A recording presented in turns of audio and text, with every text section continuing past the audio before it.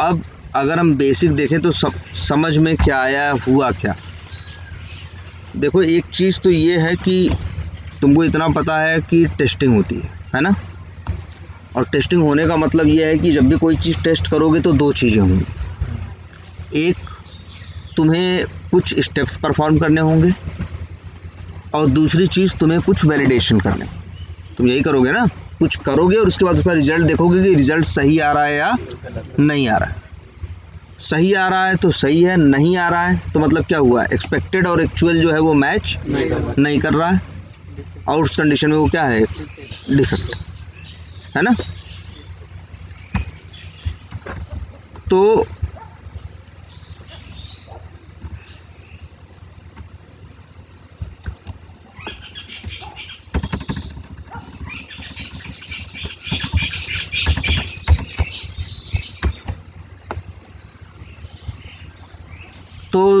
कहीं ना कहीं क्या हो रहा है, तो ये चीज़ है जो तुम करते हो, मतलब टेस्टिंग में जब तुम क्या करते हो, मैनुअल टेस्टिंग करते हो। मैनुअल टेस्टिंग जब भी कोई करता है तो क्या करता है, यही करता है।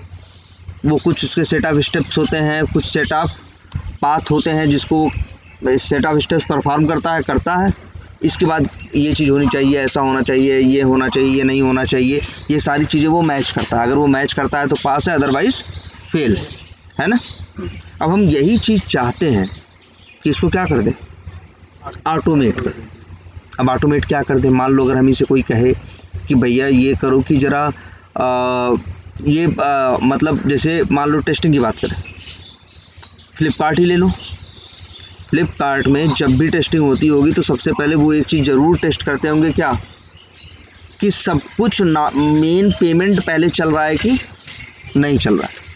मतलब पूरा एक फ्लो, सर्च करने से लेके, पेमेंट से लेके, या फिर फ़िल्टर लगाने से लेके, बेसिक सारी चीज़ों से लेके एक ऐसा फ्लो होगा जो वो ज़रूर रन करते होंगे। तब वो समझते, इसे क्या एक तरह से कोई स्मोक टेस्टिंग करते होंगे, है ना। जो बेसिक चीज़ें होंगी उसे सबको क्या करते होंगे, वो टेस्ट करते होंगे। तो अब ये हर बार करते हैं, मान लो हर बार कर रहे हैं, 1 घंटे ले रहे हैं एक ब्राउज़र पे करने के। मान लो वो 5-6 ब्राउज़र पे टेस्ट कर रहे हैं, और मान लो एक 2 घंटे ले रहे हैं, तो 6 ब्राउज़र पे टेस्ट कर रहे हैं, तो 6 अलग अलग आदमी बैठ के किए तो, और हर आदमी का 2-2 घंटा, तो कितना 12 घंटा लगा कि नहीं लगा। और 1 घंटे की जो कॉस्ट है मिनिमम $25 मान के चलो, 20 से $25, तब भी कितना हुआ, लगभग $250 हुआ। और वो भी कब, हर बार जब भी स्मोक करोगे। स्मोक कब करोगे, जब भी कोई भी स्मॉल से स्मॉल चेंजेस आएगा तब सबसे पहले क्या करोगे, स्मोक करो। अब तो इसको अवॉइड कैसे करें, ये हुआ कि इसको क्या करें, ऑटोमेट करें। यही काम जो हम मैनुअली कर रहे हैं यही क्या होना शुरू हो जाए, ऑटोमेटिकली। मैनुअली हम करते हैं तो क्या है, देखो हम उंगली से तो कर रहे हैं लेकिन सोचता हमारा दिमाग है। हम हर आदमी का नॉर्मल दिमाग जो है वो एज अ प्रोग्रामर होता है। हम सभी लोग चीज़ें प्रोग्राम करते हैं। हम क्या करते हैं, अच्छे बताओ, यूज़र नेम डालते हैं, पासवर्ड डालते हैं, है ना, लॉगिन बटन पे क्लिक करते हैं, लॉगिन होता है तो ठीक है, नहीं होता है तो हो सकता है यूज़र नेम या पासवर्ड क्या हो, रॉन्ग हो। तो हम ये चीज़ देखते हैं कि नहीं देखते, फिर सही यूज़र नेम पासवर्ड लिया, लॉगिन किया, लॉगिन करके फिर वहाँ जाके देखा, वहाँ सर्च किया उस चीज़ को, फिर जब तक रिज़ल्ट नहीं आए तब तक वेट किया, जब सारे रिज़ल्ट आ गए तो उसमें से कोई एक प्रोडक्ट कोई सेलेक्ट किया, उसकी डिटेल खुली, फिर उसे वहाँ से ऐड टू कार्ट किया, फिर प्रोसीड टू चेकआउट किया, पेमेंट किया, और फिर पेमेंट पेज पे गए, फिर सारी इन्फॉर्मेशन भरी कि कौन सा पेमेंट है और फिर क्या कार्ड डिटेल्स हैं, क्या है, सब कुछ फिलअप किया, अंतिम में जाके पूरा पेमेंट कंप्लीट किया। ये हुआ पूरा स्टेप्स की नहीं। तो अब ह्यूमन बीइंग करेगा तो अगर पेज देर में खुल रहा है तो क्या करेगा, कुछ देर वेट कर ले, है ना। ऐसे थोड़ी नहीं करेगा कि नहीं खुला तो कह देगा कि बंद हो गया भैया। तो अपना दिमाग लगाएगा और चीज़ें उसको पता है कि अब भाई आएंगे प्रोडक्ट, ये आएगा तो ऐसे करना है, वो आएगा तो वैसे करना है। अब हम यही चीज़ चाहते हैं क्या हो जाए, ऑटोमेट हो जाए। अपने आप चलना शुरू। ठीक है, मान लो हमें तुमसे कुछ बताना है तो क्या होगा, कोई एक लैंग्वेज होगी हमारे तुम्हारे बीच में ना, जो उस चीज़ को, जिस लैंग्वेज में हम तुमको बताएंगे और तुम वो काम फिर करोगे। हमने तुम्हें सब कुछ पहले बता, अब जैसे हम एक तरह से कहें, मान लो हमें तुमसे काम कराना है, हमने क्या कहा, हमें स्मोक कराना है, हमने तुम्हें क्या कर दिया, वो दे दिया, टेस्ट केस लिख के दे दिया। तुमने टेस्ट केस ठीक है ले लिया, जब भी तुमसे कहा गया तुमने टेस्ट केस पढ़ते हुए एक एक लाइन जाते हुए और सारी चीज़ टेस्ट करके बता दिया कि क्या चला, क्या हुआ, कितने पास हुए, कितने फेल हुए। एक तुम्हें हमने तुम्हें एक टेस्ट केस लिख के दे दिया। अब तुम उसको परफॉर्म कर ले रहे हो कि नहीं। हमारे तुम्हारे बीच में जो एक कॉमन चीज़ है वो क्या है, इंग्लिश है। भाई हमने इंग्लिश में लिख के दिया, तुम इंग्लिश समझते थे, तुमने उसको देख के फिर अपना दिमाग लगा के उसे परफॉर्म कर दिया, यही किया ना। अब सेम यही चीज़, अब हमें यही चीज़ क्या करना है, ऑटोमेट करनी। जब ऑटोमेट करनी है तो आदमी तो चलाएगा नहीं, चलाएगा कौन, मशीन। मशीन इंग्लिश तो नहीं समझती, मशीन इंग्लिश तो नहीं समझती। मशीन अगर समझती भी है तो किसको समझती है, कि भाई बाइनरी कहो या 0-1 समझते हैं। मशीन समझो तो क्या मान के चलो, देखो सिस्टम पे हम कुछ भी करें, चाहे ये लिखे हों चाहे वो लिखे हों, अंतिम में सब कुछ लास्ट में सिस्टम में जब सब कुछ चलता कहाँ है, रैम पे ना, पड़ा रहता है सब कुछ। हार्ड डिस्क में जब चलना होता है तो आता है कहाँ, रैम पे। हार्ड डिस्क में पड़ा है तब भी और रैम पे पड़ा है तब भी, हर चीज़ पड़ी है सिर्फ सिस्टम पे एक ही फॉर्मेट में, 0-1 के फॉर्मेट। तभी देखो इनकी साइज होती है हमेशा, रैम और हार्ड डिस्क की। रैम और हार्ड डिस्क की क्या होती है, साइज़ होती है कि भाई रैम 8 GB है, 12 GB है, 16 GB है, 4 GB है, हार्ड डिस्क इतने हैं इतने हैं इतने हैं। तो कोई भी चीज़ अगर सिस्टम पे पड़ी है तो पड़ी सिर्फ किस पे है, किस बेसिस पे है, अंदर जाके वो 0-1 के फॉर्मेट में ही है। कुछ भी अगर तुम्हें दिखेगा, अगर तुम ये लिखे भी हो तो ये क्या होता होगा, चला तो सिस्टम रहा है ना। सिस्टम अच्छा रहता है तो तेज चलता है, सिस्टम स्लो रहता है तो क्या चलता है, या कमज़ोर रहता है तो क्या चलता है, स्लो चलता है। तो ये चलता किस फॉर्मेट पे, सिर्फ मेरी जितनी यहाँ की चीज़ें लिखी हुई हैं, कहीं ना कहीं हर चीज़ जाके क्या होती है, ब्रेक होती है।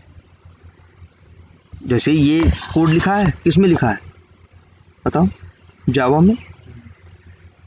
इसको लेकिन क्या किसी सिस्टम पे जावा का कोड लिख के चला दोगे चल जाएगा, नहीं। उसको समझने के लिए तुम्हारे सिस्टम पे जावा तो होना तो चाहिए। ये कोड अगर तुम्हें अपने सिस्टम पे चलाना है तो तुम्हारे सिस्टम पे पहले क्या होना चाहिए, जावा पड़ी होनी चाहिए ना, तभी तो चला पाओगे। और जावा का काम क्या है, जावा का काम क्या है कि यही जो तुमने इस तरह से लिखा हुआ है, इसको क्या करना, तोड़ देना, और अंतिम में सब कुछ टूट के क्या होगा, 0 और 1 के फॉर्मेट में। अब 0 और 1 के फॉर्मेट में कैसे टूटेगा, सीधी एक बात बताएं, सिस्टम पे कुछ भी लिखते हो, क्या लिखते हो बताओ, इसी कीबोर्ड से लिखते हो ना, कुछ अलग तो नहीं कर देते हो। जो लिखते हो यहाँ पे सारा इसी कीबोर्ड से लिखते हो कि नहीं लिखते हो, पूरे सिस्टम में। अब बताओ इन लोगों ने किया क्या, कंप्यूटर बनाने वालों ने यही एक चीज़ सोची कि भाई ठीक है, हर चीज़ हमें कहाँ करनी है, पीछे अंतिम में कहाँ करनी है, 0-1 में करनी है, वो तो बात की बात है। अब लेकिन हमने नंबर लिखा, प्लस लिखा, माइनस लिखा, अब ये कहाँ से 0 और ये कहाँ से 1 है। तब इन लोगों ने एक नई लैंग्वेज का इजाद किया कि भाई क्या, जिसको बोला क्या, बाइनरी लैंग्वेज। बाइनरी या जैसे नंबर हम हैं, हमारा नंबर क्या है, 10 पे चलता है ना, तभी क्या है, डेसिमल सिस्टम है। क्या है, डेसिमल। 1 2 3 4 5 6 7 8 9 10 चलता है, फिर देखो रीसेट, फिर 11 में 1 आ जाता है, फिर 12 में 2, फिर 19 तक जाएगा, फिर 20 के बाद फिर रीसेट हो गए। ऐसे ही चलता है हमारा नंबर ना, 10 पे बदलता है, 9 नंबर के बाद 10वें नंबर बदलता है, फिर 11वें नंबर पे अलग आ जाता है। ऐसे ही चलता है हमारा नंबर ना, हमारा डेसिमल सिस्टम है, 10 अंकों वाला नंबर। सही से देखा जाए तो नंबर हमारे कितने हैं, 0 से लेकर 9 तक, तो 10 नंबर है टोटल। 10 में फिर वही है कि नहीं, 11 में फिर 1 बढ़ेगा, 2 बढ़ेगा, 3 बढ़ेगा, 12 13 14 15 ऐसे बढ़ता जाएगा कि नहीं बढ़ता जाएगा। बस इन लोगों ने क्या किया, एक नई लैंग्वेज वो ईजाद की, क्या, बाइनरी। इसमें दो, हर चीज़ क्या थी, बस दो ही नंबर ही थे, 2 3 4 5 6 7 8 9 10 11, कुछ नहीं था। इनके पास क्या था, सिर्फ 0 1। अच्छा, इसकी भी बात है, क्यों दो ही नंबर थे, क्यों 10 नंबर नहीं थे, क्यों इन लोगों ने सिस्टम में इसमें प्रोग्राम में यूज किया, या कंप्यूटर में, या इस चीज़ में। और ऐसा नहीं, सिस्टम तो आज इतने ढंग से लोग यूज़ कर रहे हैं। इसको लेके जो कंसेप्ट है वो 60 कंप्यूटर मान के चलो 50-60 साल पहले आ गया था।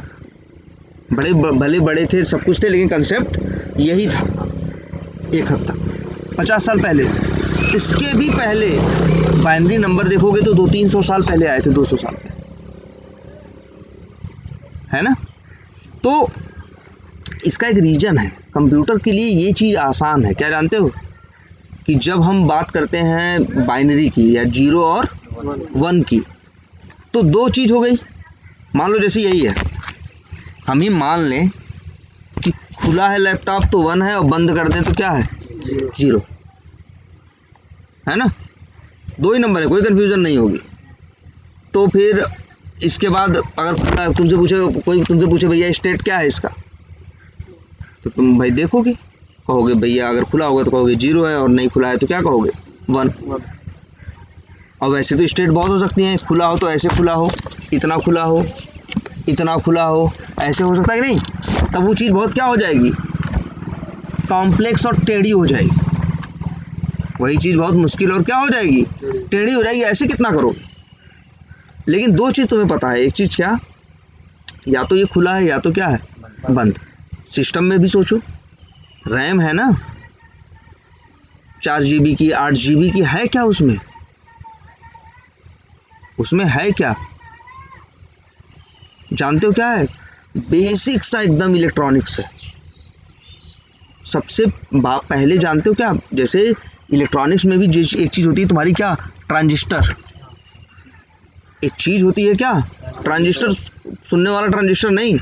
सबसे बड़ी चीज़ जो ट्रांजिस्टर होती थी, वो ट्रांजिस्टर इतना बड़ा होता है, दुकान पे खरीदो 1-8 रुपए का मिल जाए, कुछ नहीं, बस ऊपर एक कैप सा लगा होगा और 2 तार से निकले हो। अगर हम यही गूगल पे, चलो नेट पे ही तो बैठे हो,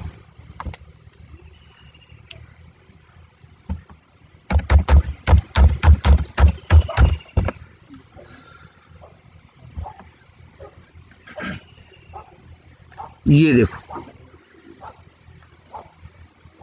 यही है, मार्केट में खरीदो तो 1-8 रुपए का मिल जाए, ये तो 239 रुपये का बेच रहा है। ऐसे खरीद, ऐसे मुट्ठी से दे दें, कुछ है नहीं इसमें। अगर बेसिक ट्रांजिस्टर्स लोगे, हो सकता है इसके अंदर है 100 पीस का 239। अच्छा 100 पीस है, हाँ वही करें ना, 2-2.5 रुपए का, वो भी ऑनलाइन मिल रहा है, थोड़ा महंगा होगा ही, समझ रहे हो। तो 1-8 रुपए की चीज़ है, 1-8 रुपए की चीज़, इससे ज़्यादा किसी कोई वैल्यू नहीं। ये करता क्या है जानते हो, अब देखो हम भी भूल गए, अब देखना पड़ेगा। वैसे तो हम इलेक्ट्रॉनिक्स से पढ़े हैं, लेकिन अब दिमाग में नहीं है कि जैसे ट्रांजिस्टर जो होते हैं, ये सिर्फ करंट पास करते हैं या रोकते हैं। दो टाइप के, जैसे नॉर्मल, जैसे तुम लोग अगर थोड़ा सा भी देखो कि जैसे पूरे दुनिया में ढेर सारे छोटे छोटे वो है ना, तत्व है ना, जिसे एलिमेंट्स बोलते हैं हम लोग के साथ। अणु भी मत बोलो, परमाणु, मतलब ये मान के चलो कोई भी अणु होगा तो परमाणु से बना होगा। जैसे हम लोग अपने उसमें बात करें तो हम लोग के था ना पीरियाडिक टेबल, या जिसे कहते हैं आवर्त सारणी, जहाँ था हाइड्रोजन का 1 है, इसका 2 है, 3 है, 4 है, ऐसे 100-150 थे कि नहीं है। ये 100-150 से ही सब कुछ बना है, जो बना है वो क्या बना है, इसी 100-150 से ही बना है। इसके अलावा और कुछ है, 118 था और कुछ 18, हाँ हो सकता है, और जाने कितने ऐड हुए, हाँ ऐड हुए होंगे, हाँ तो जितने भी होंगे उन्हीं से सब कुछ क्या है, बना है। उसी में दो कुछ चीज़ें ऐसी थी, जैसे वो SI सिलिकन है, सिलिकन, और जर्मेनियम, जी था सर, हाँ शायद जर्मेनियम जी था, पता नहीं है, जेडएन जिंक का होता है, जेडएन जो होता है जिंक का होता है, वो तो जहाँ वो तो नहीं, GE शायद GE था। तो जर्मेनियम, ये कहीं ऐसे हैं भी कि जैसे होता है ना, कुछ ऐसे होते हैं जो इलेक्ट्रिक को बहुत तेज़ से पास होने देते हैं, इनके पास इलेक्ट्रॉन ज़्यादा होते हैं, किसी के पास कम होते हैं। यहाँ ये क्या होता है, बीच का है, सिलिकॉन और जर्मेनियम। तो कहीं ना कहीं ये है, इसमें कंसेप्ट हमें याद नहीं है। तो ये जो करंट है इसको बहना रोक सकता है या करंट को पास होने दे सकता है। और जानते हो सिस्टम में कहते हैं ना इतने बाइट है, इतने वो कहते हैं ना 4 GB का है। अगर हम 4 GB की बात करें, हम कह रहे हैं मेरी रैम 4 GB है, तो इसका क्या मतलब था भैया? 4 GB, 1 GB में 1024 MB होता है। कितना?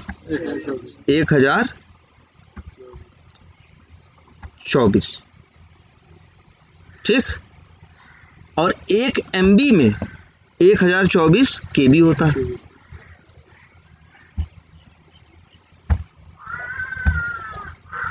एक KB में 1024 बाइट होता है। किलो बाइट है, मेगा बाइट है, और ये जो GB है मतलब गीगाबाइट है। गीगाबाइट, मेगाबाइट, किलो बाइट, और उसमें फिर 1024 का गुणा कर दोगे तो इतने क्या हो गए? 8 बिट होता है ना, 8 बिट। इतना हो गया। अब एक बाइट में 8 क्या होते हैं? बिट होते हैं। गुणे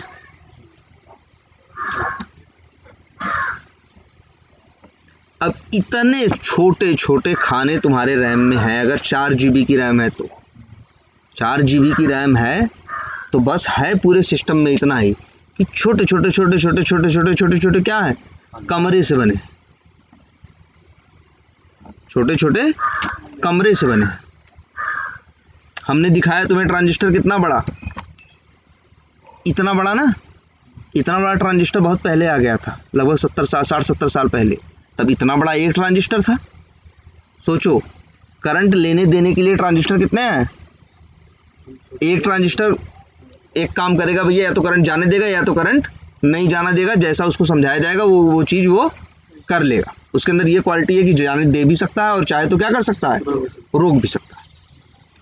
अब अगर हमें 4 GB की रैम वाला एक कंप्यूटर चाहिए तो इतने ट्रांजिस्टर चाहिए।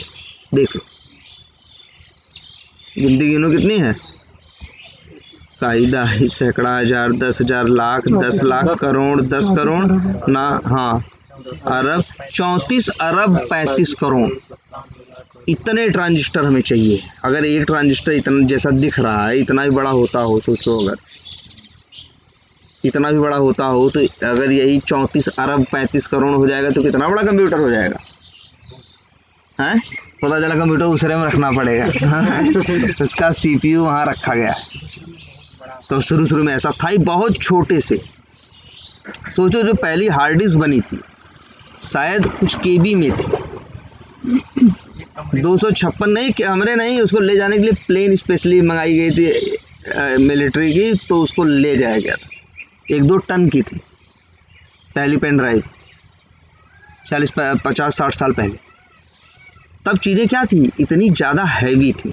बाद में क्या हुआ? इलेक्ट्रॉनिक्स में तरक्की हुई। यही कंसेप्ट जो करंट लेने जाने और ले जाने का एक कंसेप्ट आया नया, क्या? ICs का। IC कहते हैं ना, IC फूक गई, IC जल गई। IC का मतलब था इंटीग्रेटेड चिप्स।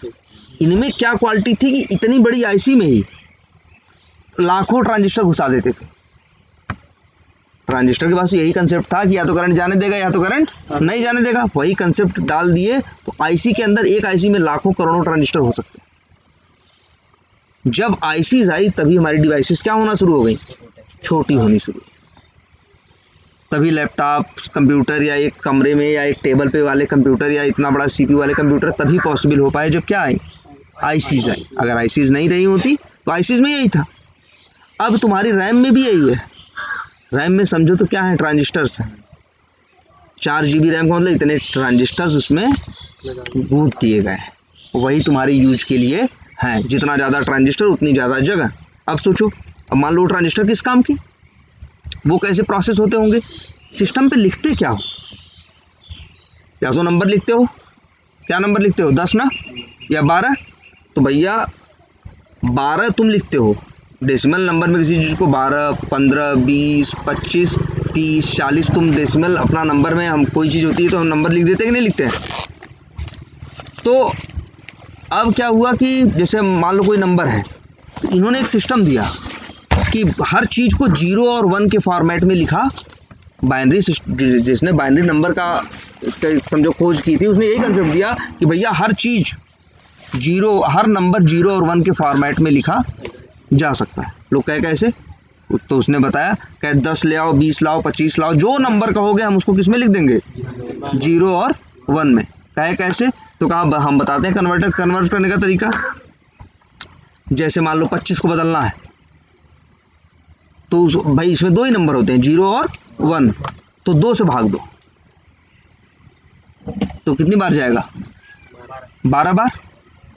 देखो हाँ, एक बचा ना। देखो भाई 2 ही चीज होगी, नंबर या तो तुम्हारा क्या होगा, इवन होगा, या तो तुम्हारा नंबर क्या होगा, ऑड होगा। इस हैं, हाँ इवन होगा तो काटोगे 2 से तो 0 आएगा, और ऑड होगा मतलब विषम होगा तो क्या आएगा, 1 आएगा। तो बस उसने यही कहा कि भैया कोई भी नंबर है अगर उसको बदलना हो, जैसे हम कहें 25 है, इसको किस में बदलो, बाइनरी में, 2 से भाग दो, कितनी बार गया, 12 बार, और बचा कितना, 1। इसके बाद 12 बार गया था ना, 12 को 2 से भाग दो, अब कितनी बार गया, 6 बार, और क्या आया वो, 0, तो भैया कहा 0। अब बचा 6 बार गया था ना, 6/2 करो, 3 बार ये भी कट गया, 0 कुछ बचा, शेषफल नहीं, कोई रिमाइंडर नहीं है, फिर 3/2 1 आएगा, ठीक है। और हाँ जो ये 1 आ गया, अब तो आगे होगा नहीं, तो क्या हो गया एक तरह से 1 0 0 1, यही क्या है 25 बाइनरी, यही बाइनरी में क्या है 25। ठीक है, मतलब जो भी है इसी तरह से होगा। और इसके बाद में इसको नीचे से लिखते हैं, ऊपर से नहीं लिखते। लिखते कहाँ से हैं, नीचे से। और मेरे ख्याल से 1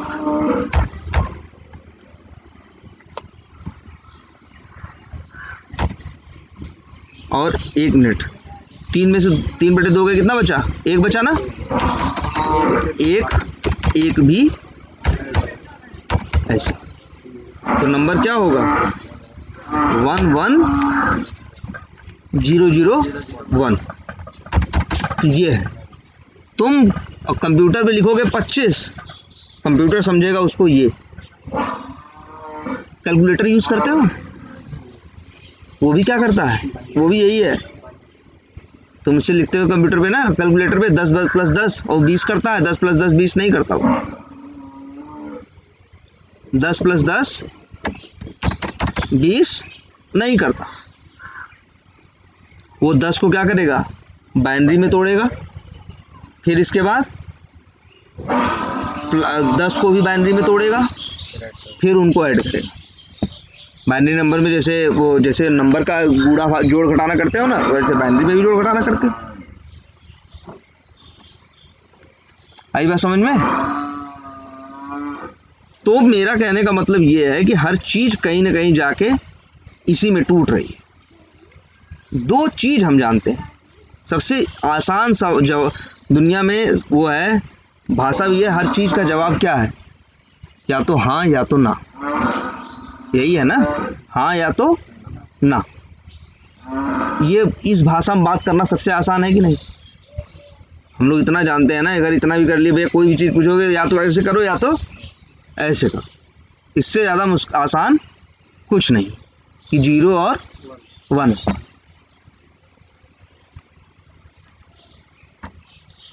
तो बस इन लोगों ने क्या किया कि यही कंसेप्ट लिया कि हर चीज़ जो है सिस्टम में कहीं ना कहीं जाके किसमें टूटती है, 0 और 1 में।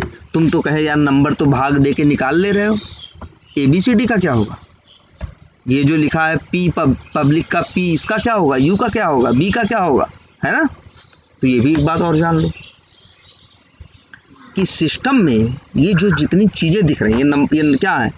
इसीलिए एक चीज़ और कही गई, क्या सिस्टम में एक चीज़ और डाली गई कंप्यूटर के कंसेप्ट में, जिसका नाम था, इसको आस्काई कोड पढ़ते हैं, ASCII इसका फुल फॉर्म है ये कोड। तो तुम्हारे कीबोर्ड में जितने नंबर्स हैं, ठीक है, जितने कीबोर्ड में तुम्हारे क्या हैं, बटन्स हैं, सारे के सारे बटन के लिए एक नंबर डिसाइड कर दिया गया कि जैसे ए का नंबर क्या है जानते हो, 65, वो भी किसका, आई थिंक कैपिटल ए का, कैपिटल बी का 66, सी का 67, ऐसे स्मॉल ए का कुछ वहाँ 84 नहीं 91 पहुँचता है सर। 25 और 26 जोड़ लो, 65 और 26 91, 92 शुरू होता है। ऐसे ही प्लस माइनस बराबर जितने कीबोर्ड में तुम चीज़ें लिख सकते हो, हर चीज़ का क्या है, एक आस्काई नंबर है।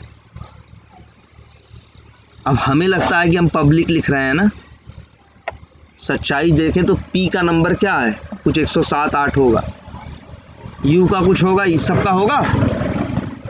सिस्टम ऐसे काम कर रहा है कि इसको ले रहा है पब्लिक को, या जो भी चीज़ ले रहा है, अगर नंबर है तो सीधे बाइनरी में तोड़ रहा है, नंबर नहीं है क्या है, अगर वर्ड है तो क्या कर रहा है, उससे उसका आस्काई कोड निकाल रहा है, उसको पता भी है इसका आस्काई कोड ये है। फिर जब वो तो नंबर निकल गया ना, अब उसका तो बाइनरी निकाल लेंगे ही ना। तो सब कुछ सिस्टम पे चल रहा है कहाँ, उन्हीं ट्रांजिस्टर्स के अंदर। अब जीरो कैसे सिस्टम को समझ में आता है और 1 कैसे समझ में आता है, जानते हो क्या करता है सिस्टम, बहुत, कोई भी कंप्यूटर, कोई भी दुनिया का इलेक्ट्रिक प्रोडक्ट बताओ, बिना बिजली के चलता है, नहीं चलता ना। इसमें भी है, बिजली का नहीं चल रहा है तो चार्ज कर दे रहे हो, तो इसको पावर बैकअप देने भर की, बिजली देने भर की बैटरी इसके अंदर है, तभी चल रहा है ना। क्यों है इसमें बिजली, क्यों चाहिए। ये 0 और 1 को बहुत आसान तरीके से करते हैं, क्या, जहाँ पे 1 कहना है, इनको 1 लिखना है वहाँ करंट पहुँचा देंगे, और जहाँ 0 का कहना है वहाँ करंट नहीं पहुँचाएं।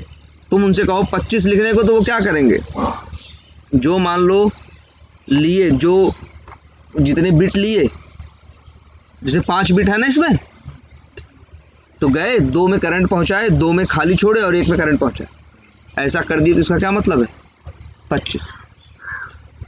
अब कंप्यूटर ये भाषा जानता है, वो इसी हिसाब से चीज़ें मल्टीप्लाई करके, जो भी करके, जोड़ घटा के अपना हिसाब किताब करके तुमको दे देता है।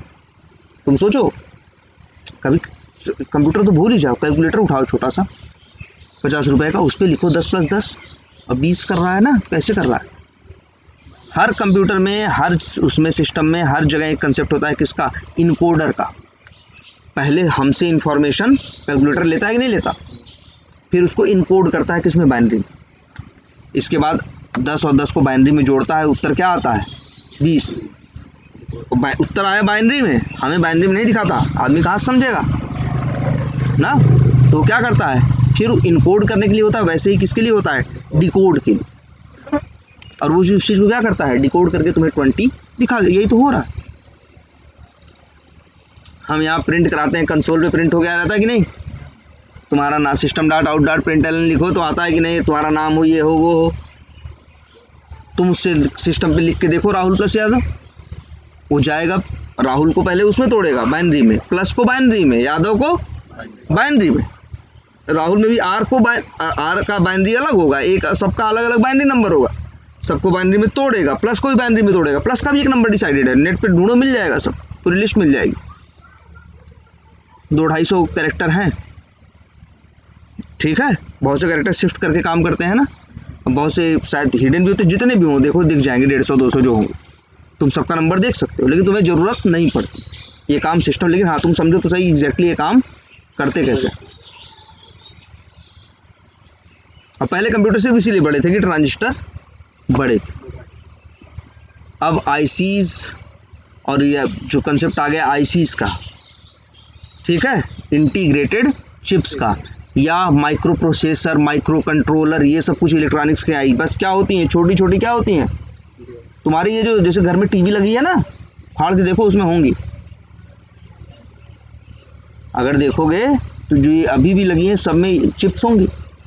उनमें क्या है, एक तरह से जो कुछ कर रही है ना, आजकल की टीवियाँ स्मार्ट हो गई हैं ना, सारी स्मार्टनेस कहाँ से है भाई? स्मार्टनेस का मतलब क्या है? सोच रही हैं, आदमी की तरह काम कर रही हैं। ऐसी सिचुएशन में ऐसा करती हैं, वैसी सिचुएशन में वैसा करती हैं। तो ये उनको कहीं ना कहीं क्या कर रहे हैं, सिखाया गया है ना। तो ये समझ लो बस, कोई भी लैंग्वेज काम ऐसे ही करती हो। और जावा के बारे में बता दें क्या? जावा के बारे में देखो, एक चीज़ तुम लोग को बताई गई होगी कि जैसे जो जावा है, ये जो लैंग्वेज हम लिख रहे हैं, ये लैंग्वेज हम लिख रहे हैं कि नहीं लिख रहे हैं? इसके बाद लैंग्वेज के लिखने के बाद इसको अगर मान लो, तुम्हें पता है ना जावा कुछ जावा कंपाइल होती है ना पता कि जावा क्या होती है? जावा एक ऐसी लैंग्वेज है जो रन नहीं कर सकते, क्या पहले क्या करना होगा उसे? क्योंकि जो कंपाइल होने के दो, इसमें दो फॉर्मेट होते हैं, एक को बोला जाता है सोर्स और दूसरे को बोला जाता है क्या? Compiled file. एक सोर्स है और एक दूसरी क्या है? Compiled file. जो ये लिख रहे हो ये क्या कही जाएगी? सोर्स फाइल है। और ये तुम कंपाइल करोगे तो क्या होगा? जो फाइल बनेगी वो कंपाइल्ड होगी। इसका एक्सटेंशन क्या होता है? डॉट जावा। इसका जहां हम कोड लिखते हैं इसका एक्सटेंशन क्या है? डॉट जावा। लेकिन जो कंपाइल होने के बाद बनता है उसका क्या है? Dot class. उसका क्या है? Dot class. दिखती है ना, देखा है कि नहीं अभी? जरा जाओ अपने प्रोजेक्ट में,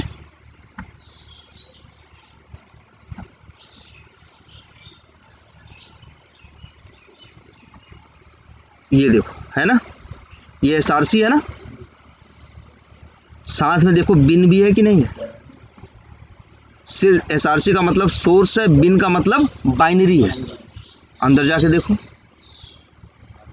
कॉम है, रिजवी है, वी टाइगर है, मान लो बेस पेज है, ये सब क्या है? फोल्डर है ना। और इन्हीं को क्या बोलते हैं हम? बताओ। पैकेज क्या होता है भैया? यही तो होता है। पैकेज भूल गए? ये SRC था ना, SRC के अंदर क्या है? कॉम है, रिजवी है, ये फोल्डर्स है ना। फोल्डर के अंदर फोल्डर्स, इनको बोलते हैं क्या? सब फोल्डर। क्या? सब फोल्डर। अब ये जो फोल्डर्स हैं इसमें क्या मेंशन है? इसका एक्सटेंशन क्या है? डॉट जावा है। ये क्या है? बेस पेज डॉट जावा है। और यही तो पैकेज है ना यार। पैकेज यही तो बताए गए होंगे तुमको। यही जो येलो कलर का है ना वो पैकेज है। और ये जो येलो है मतलब क्या है? पैकेज है जिसके अंदर क्लास पड़ी है। और ये जो वाइट है इसका मतलब है पैकेज या फोल्डर बना तो है लेकिन खाली है।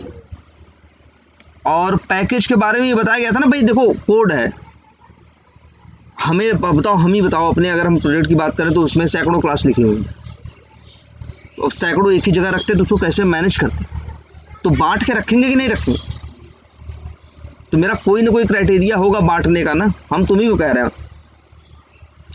रोज तुमसे तो रोज तुमको 10-15 वो दे रहे हो, 20-25 चीज़ें दे रहे हो, 20-25 फाइल रोज दे रहे हैं। और इसके बाद तुमसे हम फिर कभी कब मांगे कि यार उस तारीख वाली फाइल निकालना, तो तुम क्या करोगे? समझदारी से रखोगे ना। अदरवाइज तो हम मांगेंगे तो तुम 1-1 घंटे लगाओगे। तुम क्या करोगे? डेट वाइज अलग अलग रखोगे भाई। अगर डेट वाइज क्या करोगे? अलग अलग खाने में रखोगे, फिर जिस डेट की होगी ढूंढ के निकाल के दे दोगे। ऐसा ही तो यहाँ भी करोगे। सिस्टम में भी यही तो चलती है चीज़ कि अगर चीज़ बांट के रखनी है तो क्या? फोल्डर। क्या होते हैं? फोल्डर है कि नहीं है? इसे क्या बोलते हैं? भाई फोल्डर है। वही जावा में क्या बोलते हैं? पैकेज बोलते हैं। इसका मतलब पता है ना, com dot review dot v tiger का तो पैकेज नेम है। इसका क्या मतलब है? काम नाम का फोल्डर होगा।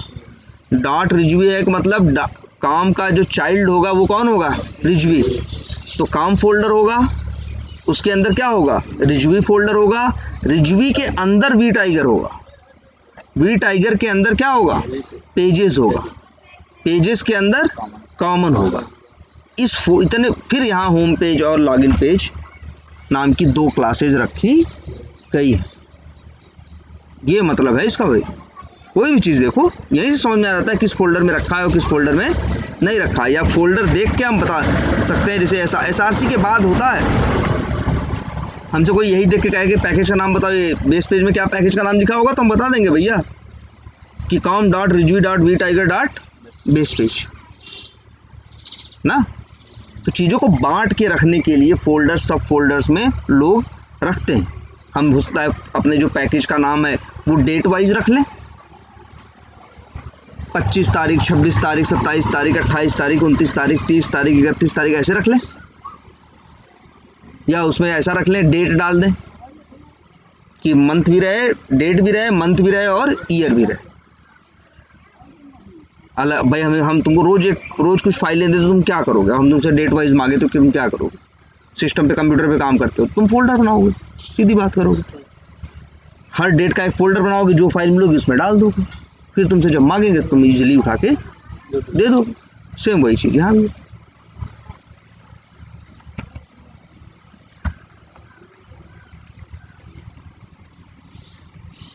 तो ये क्या हो गया तुम्हारा? ये जो है पैकेज है। पैकेज के अंदर क्या है? क्लास। इनका एक्सटेंशन क्या है? .java है। और लेकिन SRC जैसे है ऐसे ही देखो एक फोल्डर और होता है क्या? bin। इसके अंदर जाके देखोगे तो सेम स्ट्रक्चर मिलेगा, सेम क्लास भी मिलेगी, बस एक्सटेंशन क्या होगा? .class है। क्लास इसका नाम क्या है? Base page .class। इसको ज़रा राइट क्लिक करो या इसको डबल क्लिक करके ओपन करो।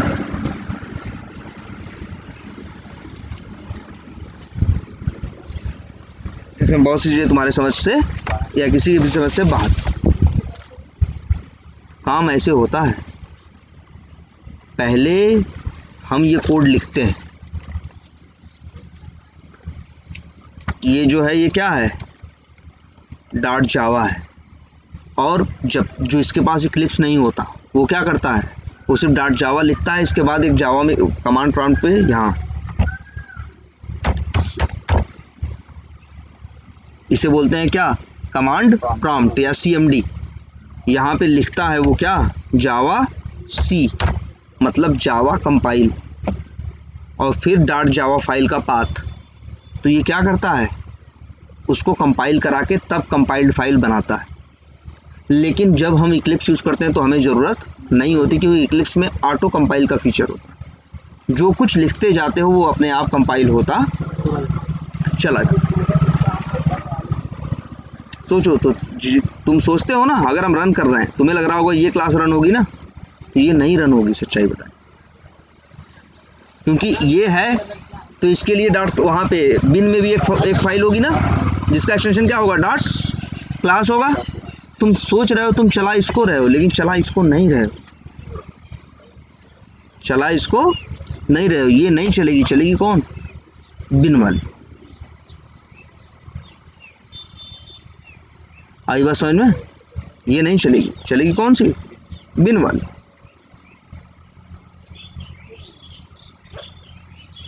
तो ये सोर्स कोड है और वो क्या है? उसको बाइनरी कोड बोलते हैं या बाइट कोड बोलते हैं। क्या बोलते हैं? Byte code.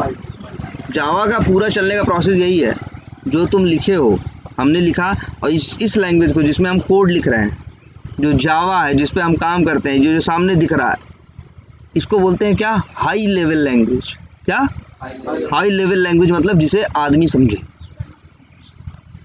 लेकिन जावा में इसे कंपाइल किया जाता है कि नहीं, और एक नई फाइल बनती है, जो कंपाइल करता है उसे क्या बोलते हैं? कंपाइलर। क्या बोलते हैं? कंपाइलर। तो कंपाइलर का काम यही है कि इस हाई लेवल कोड को लो लेवल कोड में तोड़ना। समझ रहे हो? जावा ऐसे चलती है। और ये भी बताया तुमको, जावा कहीं ना कहीं लिखी किस पे गई है? C पे।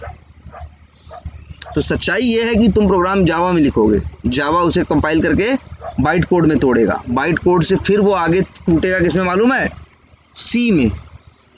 और सी से फिर आगे टूटेगा 0 और 1, ये है।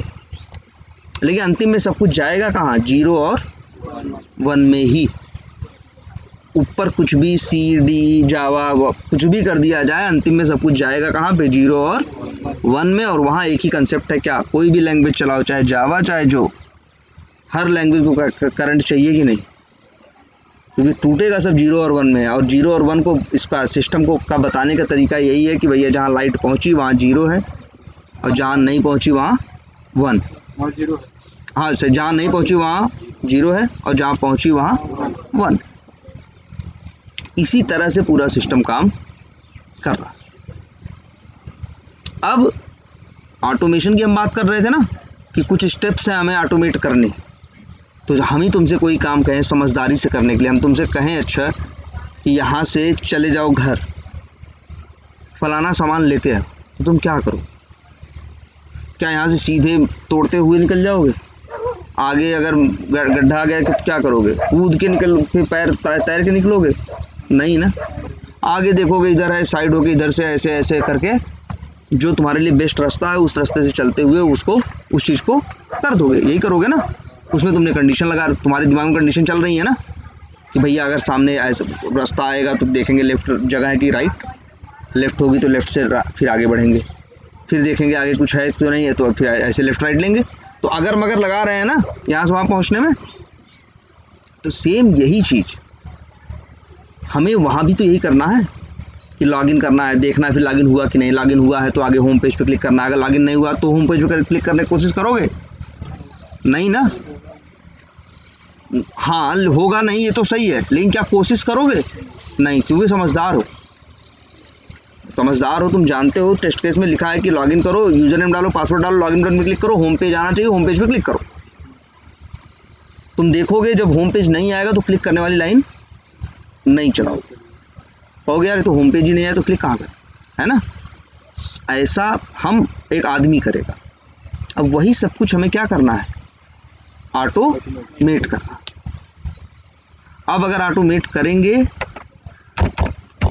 तो ऑटोमेट करने के लिए क्या करना है? अच्छा बताओ, लॉगिन को ऑटोमेट करना हो तो सबसे पहले ब्राउज़र खोलना होगा ना, फिर उसमें URL हिट करना होगा, फिर लॉगिन का पेज, फिर लॉगिन बटन पे क्लिक करना होगा, फिर लॉगिन का पेज खुलेगा, फिर उसमें यूज़र नेम डालना होगा, फिर उसमें पासवर्ड डालना होगा, फिर लॉगिन बटन पे क्लिक करना होगा। इसके बाद आगे होम पेज पे क्या करना होगा? क्लिक करना होगा। और जानते हो सच्चाई क्या है? सच्चाई ये है कि हर काम को करने के लिए, हर काम को करने के लिए कुछ कोड है, कुछ मेथड है जो सेलेनियम वालों ने बना के रखा हुआ है, जो सेलेनियम वालों ने बना के रखा हुआ है हर काम को करने का, कि भैया ब्राउज़र कैसे लॉन्च करना है, URL कैसे खोलना है, कहीं कुछ टाइप कैसे करना है, कहीं क्लिक कैसे करना है, हर चीज़ को करने का कोड क्या किया है सेलेनियम वालों ने? बना के रखा हुआ है, फिक्स है। तुम्हें कुछ नहीं करना है, उनका वही मेथड क्या करना है। और क्यों सेलेनियम कर रहे हो? क्योंकि उन लोगों ने भैया चीज़ बना के हमको दे दी है। लेकिन तुम बताओ, हो सकता है तुम्हारे यहाँ लॉगिन हो तो यूज़र नेम और पासवर्ड डालना पड़ता, तुम्हारे यहाँ तुमको लॉगिन अपने एप्लीकेशन में लॉगिन करने से पहले यूज़र नेम भी डालना पड़ता हो, पासवर्ड भी डालना हो पड़ता हो, और कंपनी नेम भी डालना पड़ता। तो सबकी रिक्वायरमेंट अलग अलग है कि नहीं? किसी पे लॉगिन करो तो होम पेज आता हो, किसी पे लॉगिन करो तो कोई और पेज आता। तो सबकी अपनी अपनी अलग अलग ज़रूरत है कि नहीं? तो टूल ने क्या किया, सेलेनियम वालों ने क्या किया, हर चीज़ को करने का बस मेथड दे दिया, लेकिन उसे इस्तेमाल कैसे करना है ये सोचना तुम्हें किसको कॉल करना है और किसको कॉल नहीं करना है ये तुम्हें सोचना। तुम्हें 2 इस्तेमाल करने हैं कि 3 करने हैं कि 5 करने हैं, किसे सोचना है? तुम्हें सोचना। और तुम्हें इस कंप्यूटर को, इस सिस्टम को बताना। कैसे बताओ? कोई भाषा, भाई बाइनरी में कोड तो करेंगे नहीं, कोई भाषा जिसे कंप्यूटर समझता हो। तो उसके लिए सिस्टम पे डाल दिया क्या, भाषा को समझने के लिए जावा, उस भाषा में कोड लिखा और अब इसको दिया। भैया हम भी तो लगाएंगे, पहले भैया ब्राउज़र लॉन्च करो। अब ब्राउज़र लॉन्च करो तो पहले इंतजार करो ब्राउज़र खुल जाए। ऐसा नहीं ब्राउज़र लॉन्च किया अभी खुला नहीं तब से ये URL डालना खोजने लगे, URL डालने लगे। कहाँ से URL पड़ेगा? URL डाल दिया तो फिर क्या किया? लॉगिन बटन के आने का इंतजार करो, लॉगिन के आइकन के आने का या लिंक के आने या बटन के आने का क्या करो? इंतजार करो। हो सकता है कभी नेट स्लो चल रहा हो, कभी फास्ट चल रहा हो, तो इंतजार करो, जब आ जाए तो क्लिक करो। ऐसे तो आदमी करता है। तो ये सब दिमाग इसमें डालना पड़ेगा कि नहीं? अगर ऐसा और ना आए तब URL डाले, लॉगिन बटन पर क्लिक किया, लॉगिन पेज खुला ही नहीं, तो उसकी फ़ोटो खींच लो। उसका सिस्टम क्या करे? उसका स्क्रीनशॉट ले ले, कहीं सेव कर दे और मैसेज डाल दे और सबको मेल कर दे कि भैया लॉगिन नहीं हुआ, या हमको मेल कर दे, हम कुछ कर रहे हैं लेकिन हमको मैसेज आ जाए अच्छा यार लॉगिन नहीं हुआ, और उसकी फ़ोटो भी आ जाए। तो ये इसको समझाने के लिए कैसे समझाएंगे? तो कोई भाषा होगी, हम तुमसे कहेंगे किसी भाषा में समझाएंगे, तो यहाँ भी हमें किसी भाषा में समझाना है। तो वो भाषा हमने क्या चुना है? जावा। तो बस हमें करना क्या है जावा में, इसीलिए हम जावा देख भी रहे हैं। तो हमें जावा, भाई अब बताओ, हमें तुम्हें ही किसी भाषा में, मान लो तुम कोई भाषा जानते हो, ठीक है, हमें वो तुम्हें उसी भाषा में तुमसे काम करवाना है, तो हम क्या करेंगे? मान लो तुम ही हो, तुम फ्रेंच जानते हो, हम फ्रेंच नहीं जानते, हमें तुमसे उसमें काम करवाना है, तो कैसे करवाएंगे? तुम इंग्लिश नहीं जानते तो हम फ्रेंच सीखेंगे। मीडिएटर कहाँ से कितना ढूंढेंगे? हम फ्रेंच क्या करेंगे पहले? भाई सीखेंगे ना, तभी तो बता पाएंगे उसको। या तो मीडिएटर कितना लाएंगे, तो हम क्या करेंगे? हम फ्रेंच सीखेंगे ना। अब तुम्हें भी कंप्यूटर को समझाना है किसी भाषा में, तुमने सुना कि ठीक है हम जावा में समझाएंगे, तो उसके पहले तुम्हें क्या करना होगा? जावा के नियम सीखने होंगे ना, कि भैया लड़के के लिए लड़का रहे, का आ जाएगा तो लड़का हो जाएगा, की आ जाएगा तो क्या हो जाएगा? लड़की हो जाएगा। वो चीज़ पहले उसका व्याकरण सीखोगे कि नहीं सीखोगे? तब तो फिर इस भाषा को इस्तेमाल करोगे। वही यहाँ भी है, हमें जावा में सिस्टम को समझाना है, तो हमें अब क्या करना होगा? एक तरह से जावा का ग्रामर या जावा का व्याकरण क्या करना है? हमें सीखना कि भैया जावा कैसे। हर भाषा के अपने अपने अलग क्या होते हैं? नियम होते हैं, रूल होते हैं।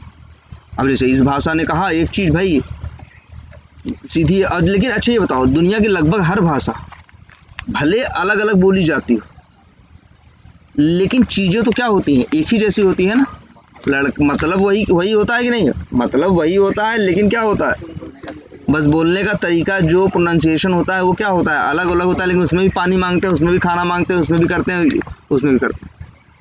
लेकिन कुछ भाषा में कुछ चीज़ें हो सकती हैं और कुछ भाषा में कुछ चीज़ें नहीं हो सकती। भाषा की भी अपनी लिमिटेशंस हैं, है ना। तो सेम ऐसे ही ये भी। अब जैसे एक भाषा में कोड लिखना था, कोड किसको समझाना है? कंप्यूटर समझेगा ना, और कंप्यूटर समझ के कोड आगे काम करेगा। यही तो कर रहे हैं ना हम।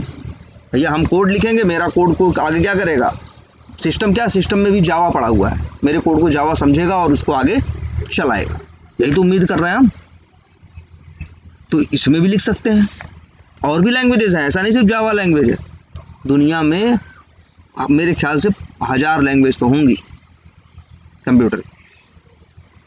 जावा, C sharp, Perl, Python, PHP, Ruby, VB script, VBA, COBOL, Fortran, ऐसे ऐसे करके देखोगे ना तो लैंग्वेज कितनी होंगी? सैकड़ों में होंगी, जो फेमस लैंग्वेजेस हैं। और हर लैंग्वेज के अपने अलग अलग रूल है। जैसे लैंग्वेज तुमको दिखाएं, नोटपैड है ये ना, चलो नोटपैड खोलते हैं, यहाँ लिखते हैं क्या? A = 1000 ना, B =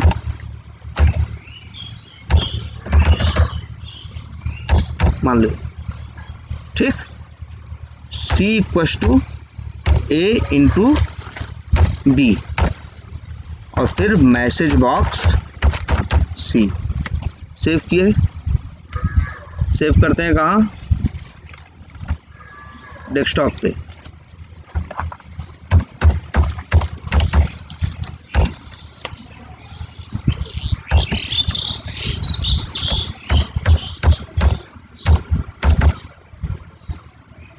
देखो VBS कर ना, VBS का मतलब VB स्क्रिप्ट सेव करो। VB स्क्रिप्ट माइक्रोसॉफ्ट वालों की बनाई हुई है, ये विंडोज़ भी माइक्रोसॉफ्ट वालों का बनाया हुआ है। तो VB स्क्रिप्ट को VB स्क्रिप्ट को समझने का सॉफ्टवेयर ऑलरेडी तुम्हारे किसी भी विंडोज़ मशीन में होता है। लाइनक्स में नहीं चलेगा ये कोड, लेकिन विंडोज़ में चलेगा, क्योंकि VB स्क्रिप्ट को भी बनाया है किसने? माइक्रोसॉफ्ट ने। और ये जो तुम ऑपरेटिंग सिस्टम यूज़ कर रहे हो OS, ये भी किसका है? माइक्रोसॉफ्ट का। तो VB स्क्रिप्ट को समझने का कोड इसमें, समझने का ब्रेन इसमें है। चलो बन गया, जरा कहाँ बना? ये ना, रन कोड नाम था ना, क्लिक करो, डबल क्लिक, तो गुणा कर दिया कि नहीं कर दिया? जो दो नंबर थे उनका गुणा करके पता नहीं कितने लाख कितने करोड़ यहाँ कर दिया कि नहीं कर दिया? तब ये क्या है? ये एक लैंग्वेज था जिस लैंग्वेज में गुणा किया गया। गुणा ही नहीं, बहुत कुछ कर सकती है लैंग्वेज, गुणा भाग, कोई बहुत बड़ा बहुत कॉम्प्लेक्स कोई वो हो, कुछ भी इससे करवाओगे कर देगी ये लैंग्वेज। लेकिन इस लैंग्वेज की एक चीज़ देख रहे हो, कोड लिखना तक कोई झंझट नहीं थी, कोई ड्रामा नहीं था, सीधे कोड लिखना चालू किया। और जावा लिखने देती है ऐसे कोड? जावा कहती भैया पहले क्या बनाओ? क्लास बनाओ। क्लास में भी ऐसे कोड नहीं लिखने देंगे, क्या कहती है? पहले फिर मेथड बनाओ, क्लास बनाओ, फिर मेथड बनाओ, फिर जो कोड लिखना हो मेथड के अंदर ही, है ना। तो जावा के रूल्स जो हैं थोड़े क्या हैं, स्ट्रिक्ट हैं। और ये लैंग्वेज क्या कहती है? चाहो तो ऐसे बना के कोड, ऐसे लिख लो कोड, चाहो तो मेथड बना के लिख लो, चाहो तो क्लास और मेथड दोनों बना के लिख लो, जैसे मन करे वैसे करो। लेकिन जावा ये चीज़ अलाउ नहीं करती। जावा के कुछ सेट ऑफ रूल्स है, भाई नहीं ऐसे नहीं काम करना है, क्लास बनाओ। तो जावा कहना है कि भाई, और सही बात है, ये चीज़ ज़रा सोचो, ऐसे ये 4 लाइन का कोड लिख दिया ना, ये क्या कर रहा है? गुणा कर दे रहा है ना। मान लो हमें कहीं दूसरी जगह गुणे की ज़रूरत है, तो क्या करेंगे? इसी कोड की कहीं दूसरी जगह ज़रूरत है तो क्या करेंगे? इसे कॉपी करके वहाँ पेस्ट करेंगे। इसे कॉपी करके, क्या मान लो यही कोड लिख रहे हैं और इसी कोड की 5 बार ज़रूरत है। कितनी बार? 5 बार। तो हम क्या करेंगे? यही कोड लिखेंगे और जब 5 बार 5 जगह अलग अलग क्या कर देंगे? कॉपी पेस्ट करके रख देंगे। ठीक है, तो जगह ज़्यादा लेगा कि नहीं लेगा? जगह ज़्यादा लेगा कि नहीं लेगा? पहली चीज़। दूसरी चीज़, अगर हम यहाँ पे मान लो इसमें कुछ बदलना होगा तो 5 जगह जाके बदलना होगा। जब सेम कोड 5 जगह लिखा हुआ है, अगर कोई लॉजिक में परिवर्तन आया, कुछ बदलाव आया, तो हमें क्या करना होगा? 5 जगह जाना होगा बदलने के लिए कि नहीं? मुश्किल हमारे लिए ये भी।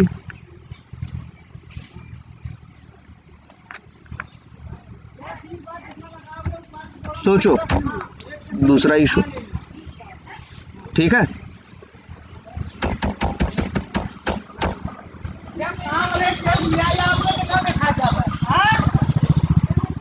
ठीक है, A मतलब इस तरह से। लेकिन जावा होती तो ये कोड लिखने देती? नहीं। जावा कहती पहले मेथड बनाओ तो कोड उसके अंदर लिखना। मेथड बना के कोड लिखते, ज़रूरत पड़ती इसी कोड की तो क्या करते? 5 बार क्यों कॉपी पेस्ट करते यार? मेथड 5 बार कॉल नहीं कर लेते? तो जावा ने ये कहा कि भाई देखो, सीधी एक बात जावा ने कंसेप्ट रखा कि अगर कोड कर रहे हो तो फालतू तो कर नहीं रहे हो। तुम्हारा कोड, तुम्हारा काम किसी चीज़ को बिलोंग करता होगा, और उसे कहा कि वो क्या है? क्लास है। किसी चीज़ से रिलेटेड होगा ना तुम्हारा काम। हम कोई भी कोड लिखें, कोई भी काम करें, तो जो काम होगा किसी चीज़ से रिलेटेड होगा कि नहीं? जावा ने कहा कि भैया वो उसे क्या कहो, जिस चीज़ से रिलेटेड है उस नाम की बनाओ क्या? क्लास। अब उस उस चीज़ में कई काम हो सकते हैं, 10 या 15 काम हो सकते हैं। तो जो वो 10 या 15 काम है उनको बनाओ 10 या 15 क्या मेथड, इस तरह से रखो जी। अब भाई ये इससे तुम्हें फ़ायदा क्या रहेगा, ढूंढना भी तो आसान रहेगा। कल को जब किसी चीज़ में रहेगा तो तुम्हें ये कैसे पता चलेगा इसका कोड कहाँ रखा है। तुम समझोगे अच्छा ये काम है, ये तो इस चीज़ से रिलेटेड है, वहाँ वो क्लास बनी होगी, उस क्लास के अंदर वो मेथड होगा, ढूंढ लिए फट से।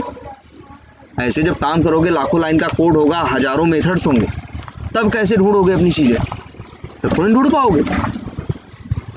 तो इसीलिए जावा ने ये कंसेप्ट दिया कि कोई भी चीज़ बनानी है तो सबसे पहले क्या करो, क्लास बनाओ, उसके अंदर जो वर्क है। अब देखो क्लास का मतलब क्या है, कैटेगरी। क्लास का मतलब कैटेगरी होता है कि नहीं, कहते नहीं यार हाई क्लास के हैं, मिडिल क्लास के हैं, लोअर क्लास है, कहते हैं ना upper class, middle class, lower class. वो क्या है, कैटेगरी की तो बात करते हैं। तो क्लास कहीं ना कहीं कहता है कि अपने कोड को क्या करो, कैटेगराइज करो अलग अलग कैटेगरी में। और कैटेगरी किस चीज़ से रिलेटेड होगी, भाई कोई चीज़ होगी ना। अच्छा तुमने अपर क्लास कहीं देखा है, लोअर क्लास कहीं देखा है, लोअर क्लास कहाँ देखे हो बताओ। लोअर क्लास के लोगों को देख सकते, लोअर क्लास को थोड़ी नहीं देख सकते। लोअर क्लास तो किसी के दिमाग की उपज थी ना, कि भैया जो ऐसे होगा, ऐसे रहता होगा, ऐसे प्रैक्टिस करता होगा, ये खाता होगा, ये पीते होगा, ऐसे खर्च करता होगा, वो लोअर क्लास में आ गया। जो ऐसे ऐसे ऐसे ऐसे करता होगा वो मिडिल क्लास में आ गया, जो ऐसे ऐसे करता होगा वो अपर क्लास में आ गया। ये 3 कंसेप्ट है। जो इस कंसेप्ट को फॉलो करने वाले वो लोग हैं वो लोअर क्लास वाले हैं, जो इससे मिलते हुए लोग हैं वो क्या है। तो देखो एक तरह लोअर क्लास को तुमने नहीं देखा है, लोअर क्लास के लोगों को देखा है। तो यहाँ कोड में भी यही है कि अगर हम जब भी कोड करेंगे तो जावा यही कहती है पहली चीज़ कि किसी भी वर्क को करना है तो पहले क्या बनाओ, क्लास बनाओ। और जब क्लास बनाओगे तो क्लास तुम्हें वो चीज़ में क्या देगा, जब भी कोई काम करना होगा तो सबसे पहले क्या बनाओगे, क्लास। तो क्लास ये चीज़ बताती होगी कि वो काम किसके लिए किया जा रहा है। ठीक है, जैसे मान लो कहें कि वो काम लॉगिन किया, मान लो वो काम पेज के लिए किया जा रहा है। किसके लिए किया जा रहा है, पेज के लिए। या मान लो कहें वो काम ब्राउज़र के लिए किया जा रहा है। तो मेरे सिस्टम पे कई ब्राउज़र हो सकते हैं ना, तो कई चीज़ों के लिए वो काम चलेगी कि नहीं चले। तो एक जो बेसिक समझने वाली बात यह है कि जावा का ये देखो रूल था, इसीलिए क्या था, क्लास बनाओ और फिर क्या बनाओ, मेथड बनाओ, और मेथड में कोड लिखो, जिससे अगर ज़रूरत पड़े तो वो कोड तुम्हारा क्या हो जाए, रीयूज़ हो जाए। क्या हो जाए, रीयूज़ हो जाए। इसीलिए जावा देखो, और ये भी बताया तुमको कि नहीं, जावा में 2 चीज़ें हैं, जेडीके और जेआरई। तुम्हारे सिस्टम पे अगर जेआरई हो तो ये इक्लिप्स नहीं चलेगा, क्योंकि जेआरई के अंदर कितना क्वालिटी होती है मालूम है क्या, जेआरई सिर्फ जो तुम्हारे बिन के अंदर डॉट क्लास फाइल था उसको चला सकता है। अगर हम कहें अपनी बात करें कि हम कहें भैया एक काम करो, ये लो इसको चलाओ, मान लो हमने जावा में कोड लिखा, कोड कराने के बाद वो कंपाइल हुआ, कंपाइल होने के बाद जो बना था वो तुमको उठा के दे दिया। अब तुम्हें उसको अपने सिस्टम पे चलाना है, चलता तो कंपाइल्ड कोड ही है ना। और अगर तुम्हें अपने सिस्टम पे चलाना है तो तुम्हें सिर्फ क्या चाहिए, तुम्हारे सिस्टम पे जेआरई इंस्टॉल होना चाहिए। लेकिन हम तुमको कहें कि ये लो कोड, इसको कंपाइल भी कराओ और रन भी कराओ, तो कंपाइल कराने की क्वालिटी जेआरई में नहीं होती, तब तुम्हें क्या चाहिए, जेडीके। भाई देखो इक्लिप्स में कोड करोगे तो कोड लिखोगे, फिर कंपाइल होगा, सब कुछ होगा ना। इक्लिप्स को कभी भी अपने सिस्टम पे इक्लिप्स डालो, खोलो, और तुम्हारे सिस्टम पे जेडीके ना हो तो खुलेगा ही नहीं, कहेगा भैया जेडीके नहीं मिल रहा। जब जेडीके ही नहीं होगा तो वो कंपाइल नहीं होगा, रन कहाँ से होगा। तो 2 टाइप के यूज़र होते हैं, जो डेवलपर होते हैं, जो काम करते हैं, वो यूज़ करते हैं क्या, जेडीके, और जो यूज़र होते हैं वो क्या यूज़ करते हैं, जेआरई। जैसे मान लो हम जावा में एक सॉफ्टवेयर बनाएं, हमने बनाया अपने कस्टमर्स के लिए, मेरे 50 कस्टमर थे, तो हम उन्हें वो सॉफ्टवेयर देंगे ना, तो सॉफ्टवेयर में क्या देंगे, जो कोड लिखा है ना, जेआरई क्यों देंगे यार, जो कोड लिखा है वो देंगे ना, कोड लिख के ना, कोड लिखेंगे, कोड को कंपाइल कराएंगे, कोड को क्या करेंगे, कंपाइल कराएंगे। कोड पूरा पैकेजेस में लिखा होगा, कोड को पूरा कंपाइल करके, और कंपाइल करके ऐसे कोई भी चीज़ किसी को देना है, जिप करना जानते हो कि नहीं, जिप करना, छोटा करना ना। तो हर लैंग्वेज, जैसे अगर हमसे तुम पैसा दोगे, हमसे कहोगे सॉफ्टवेयर, मेरे पास 50 कस्टमर है, तो हम क्या करेंगे मालूम है, हम पहले कोड लिखेंगे, जब सारा कोड लिख लेंगे तो कोड को कंपाइल कराएंगे, कंपाइल कराने के बाद उसे जिप करेंगे, और जिप करने के बाद जावा में जब चीज़ें जिप करते हो तो क्या बन जाती है मालूम है, जार।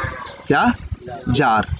मतलब अगर हमसे कोई कहेगा, कोई पैसा देगा कि भैया लो ये पैसा और मेरे लिए ये सॉफ्टवेयर बनाओ, तो हम कहेंगे ठीक है, हम अपना सिस्टम खोलेंगे, मेरे सिस्टम पे JDK होगा, मेरे सिस्टम पे Eclipse होगा, हम अपना डेवलपमेंट करना उस सॉफ्टवेयर का शुरू करेंगे, हम डेवलप कर लेंगे, खुद चला के कन्फर्म हो जाएगा, तो जो मेरा कंपाइल्ड फाइलें होंगी उनको जिप करके जार बनाएंगे और उठा के अपने क्लाइंटों को दे देंगे, कहेंगे लो इसको चलाओ अपने सिस्टम पे। वो कहेंगे कैसे चलाएं, तो हम कहेंगे काम करो, सबसे पहले अपने सिस्टम पे सब लोग JRE इंस्टॉल करो, इसके बाद वो जार जो है उस पर डबल क्लिक करोगे, चलेगा, जो कहोगे वो तुम्हारे लिए, जो जिस चीज़ के लिए बनाया गया है वो चीज़ वो करना शुरू करेगा। आई बात समझ में? ये है एक बेसिक तरीका। तो हम लोग JDK यूज़ करेंगे, और JDK के अंदर JRE बाई डिफ़ॉल्ट होता है। भाई जो बनाएगा वो तो रन भी करेगा, तभी तो उसे पता चलेगा कि मेरा बना हुआ कोड सही है या गलत है। तो जिसके पास JDK के अंदर JRE भी होता है, लेकिन JRE सिर्फ अलग से भी आता है। अगर तुम्हें जावा का कोई सॉफ्टवेयर अपने सिस्टम पे चलाना है तो तुम्हें JDK की ज़रूरत नहीं है, तुम्हें सिर्फ क्या चाहिए, JRE चाहिए। तुम्हें अगर सॉफ्टवेयर बनाना है तब तुम्हें चाहिए क्या, तभी नाम क्या है, जावा डेवलपमेंट किट, और JRE क्या है, जावा रन टाइम इन्वायरमेंट। आई बात समझ में? तो क्लास है और मेथड है।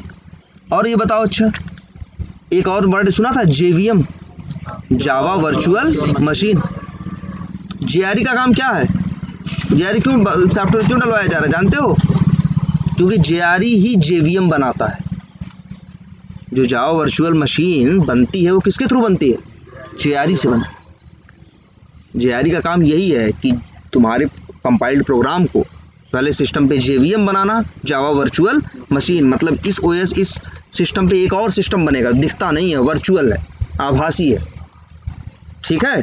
एक वर्चुअल मशीन बनाएगा और तुम्हारे प्रोग्राम को, इसको प्रोग्राम में भी क्या है, दो है ना, डॉट जावा और डॉट क्लास, डॉट जावा को नहीं डॉट क्लास को ले जाके उसी वर्चुअल मशीन पे क्या कराएगा, रन कराएगा। जावा वर्चुअल मशीन पे क्या कराएगा, रन कराएगा। अगर हम तुमसे कहें ये हम रन कर दे रहे हैं तो क्या हो रहा, ये नहीं रन हो रहा भाई। इसके लिए जो डॉट क्लास है, हाँ बिन वाली, वो और भी रन का JRE इसीलिए तो है कि वो तुरंत मिली सेकेंड्स के अंदर, सेकेंड के 100वें हिस्से में सिस्टम पे JVM बना देता है, सेकेंड के 1000वें हिस्से में 100वें हिस्से में तुरंत इसी सिस्टम पे JVM जावा वर्चुअल मशीन बना देता है और इस प्रोग्राम को उस पर रन होने के लिए भेज देता है, और फिर वहाँ वो प्रोग्राम रन होता है। ये है जावा, कहा जाता है ना कि जावा लैंग्वेज प्लेटफॉर्म इंडिपेंडेंट है। अगर हम प्लेटफॉर्म इंडिपेंडेंट का मतलब क्या है, जैसे ये है जावा का प्रोग्राम लिखें, चाहे इस सिस्टम पे लिखें, चाहे इस पे लिखें, चाहे इस पे लिखें, चाहे लाइनक्स पे लिखें, चाहे विंडोज़ पे, चाहे जिस पे, वो कंपाइल, वो सब हर जगह चल लेगा। वो क्या कर लेगा, हर जगह चल लेगा। क्यों? क्योंकि तुम्हारे OS पे जावा का प्रोग्राम रन होता ही नहीं है। वो तो रन कहाँ होता है, JVM पे होता है ना। जावा तुम्हारे ऑपरेटिंग सिस्टम पे, तुम्हारे विंडोज़ पे प्रोग्राम रन नहीं करता। जावा से रन करने के लिए इसलिए तो JRE है कि पहले वो अपना JVM बनाएगा और फिर उस प्रोग्राम को वहाँ पे रन करने के लिए लेके जाए। आई बात समझ में? तो ये क्या है, तुम्हारा जावा वर्चुअल मशीन रन वही करेगा तुम्हारे प्रोग्राम को। अब हम रन करने के लिए इससे कह दें रन करें, तो किसको रन कर दे बताओ? सामने इतने ढेर सारे दिख रहे हैं, एक मेथड ये है, एक मेथड ये है, एक मेथड ये है, किसको रन करें? जिसको कॉल कराओगे हम कॉल करेंगे, लेकिन हम रन करें तो ये शुरुआत कहाँ से हो भाई? मेन मेथड से कि नहीं। अब मान लो ये मेन मेथड ना हो, ऐसे हो, अब हम रन करें तो कहाँ से रन होना चाहिए, कौन पहले रन होगा? अगर हम इसको अभी रन कर दें तो बताओ कौन रन होगा? कोई नहीं। और रन होना नहीं चाहिए। क्वेश्चन ये उठता है, अगर कोई चीज़ हो रही है या नहीं हो रही है तो वो होनी चाहिए या नहीं होनी चाहिए, कोई रीजनिंग होगी ना। मान लो बिना ऐसे ही चलता होता ये, ऐसे ही, ये तो सोचो अगर हम ये चीज़ कर रहे हैं ये होती है तो पहले ये सोचो अगर ना हो तो। मान लो ऐसा कुछ नहीं है कि रन हो जाए, रन हो जाए दिक्कत है ना। जब चलेगा तो एक सब चल जाएगा एक एक करके। यहाँ 2 गलती हो सकता है, यहाँ पे 10 मेथड हम 10 नहीं चलाना चाहते हो, हम 2 चलाना चाहते हो, लेकिन मेरे हाथ में कंट्रोल है नहीं, ये तो चलेगा भैया 10 के 10 चला देगा। फिर हम पहले इसको चलाना चाहते थे, फिर इसको चलाना, पहले इसको चलाना चाहते थे और बाद में इसको, लेकिन गलती से कॉपी पेस्ट हमने क्या कर दिया, ऊपर नीचे कर दिया, तो अब उल्टा चला कि नहीं। और जावा में सीधा, और जावा नहीं सारी कंप्यूटर में इसका बहुत महत्व है कि कोई चीज़ कैसे चले। हम तुमसे कहें लॉग आउट कर दो फिर लॉग इन करना, अरे लॉग आउट करने से पहले लॉग इन करोगे तब तो लॉग आउट करोगे। हम पहले कोड लिख दें लॉग आउट का, उसके बाद लिखें लॉग इन का, कहाँ से होगा भाई बताओ? होगा ही नहीं ना। ब्राउजर खुला है, अब कहाँ से लॉग आउट कर दे, अभी तो लॉग इन ही नहीं हुआ तो लॉग आउट कहाँ से करें। तो फ्लो का बहुत महत्व है कि कौन सी चीज़ किसके बाद होनी चाहिए। अगर चीज़ें उल्टी पुल्टी चलने लगे तो पूरा काम ही बिगड़ जाएगा, ये भी समस्या। और फिर हम चलाएंगे तो सारे चलेंगे। तो इसीलिए इन्होंने कहा ऐसे नहीं है, तभी इन्होंने नाम दिया क्या, एक कंसेप्ट दिया किसका, मेन मेथड का। जेवीएम ने कहा भैया हम ऐसे कैसे समझेंगे कि कौन किस पे चलाना चाहता है, कौन किस पे चलाना चाहता है। जेवीएम जावा वालों ने कहा हम एक मेथड पहचानेंगे और जिसका नाम क्या होगा, मेन। नाम मेन होना चाहिए, वो भी सारे लेटर किसमें होने चाहिए, स्मॉल में, पहली चीज। दूसरी चीज पेरेंट आर्गुमेंट में ये मेंशन होना चाहिए, तभी हम मानेंगे कि वो मेरा मेन मेथड है। वो स्टैटिक भी होना चाहिए और वो क्या होना चाहिए, वाइड भी होना चाहिए। अगर इतना सब कुछ रहेगा तभी हम मानेंगे कि ये क्या है, मेन मेथड है, और हम इसी को चलाएंगे। अब मेरे हाथ में पावर आ गई, इसमें हम जिसको कॉल करेंगे वो रन होगा, जिसको नहीं कॉल करेंगे वो रन नहीं होगा, जिसको पहले कॉल करेंगे वो पहले रन होगा, जिसको बाद में कॉल करेंगे बाद में रन होगा। कौन आगे और कौन पीछे है इससे मैटर नहीं करेगा। तो आ गया ना सब कुछ मेरे हाथ में। इसीलिए इन लोगों ने कंसेप्ट किसका दिया, मेन मेथड। मेन मतलब क्या होता है, मुख्य ना, मतलब शुरुआत कहाँ से हो। क्वेश्चन ये उठता है कि शुरुआत कहाँ से होगी, स्टार्ट पॉइंट क्या होगा, तो वो क्या होगा हमेशा, मेन मेथड। मेन इसको कॉल करेगा, वो उसको करेगा, वो उसको करेगा, फिर चाहे जितने जिसको जहाँ तक कॉल करेंगे उतना रन होता चला जाएगा। आधी बात समझ में। तो ये क्या हुआ, ये एक बेसिक आइडिया हुआ, ठीक है। और तुम लोगों ने क्या देखा, अच्छा भाई,